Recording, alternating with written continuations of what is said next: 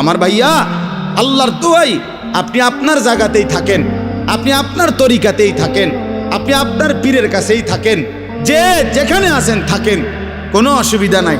শুধু নিজেরে ধোকা দিয়েন না, ধোকা খাইয়েনও না, কাউরে ধোকা দিয়েনও না। আল্লাহ রসুল বলছে আল মুমিনু লা ইয়াখদাউ ওয়ালা ইউখদাউ। খেয়াল করে শুনেন এই কথাটা। মুমিন, নবীজি বলছে, কোনো ইমানদার কাউকে ধোকা দেয় না। খোদার কসম নবী বলছে ইমানদার ধোকা খায়ও না। লা ইয়াখদাউ অর্থ সে ধোকা দেয় না, ওয়ালা ইউখদাউ অর্থ নিজেও ধোকা খায় না। অতএব রাসূলুল্লাহ সাল্লাল্লাহু আলাইহি সাল্লামের সাথে সম্পর্ক, ভালোবাসা, মহব্বতের সবটা 100 অনুসরণের মাধ্যমে।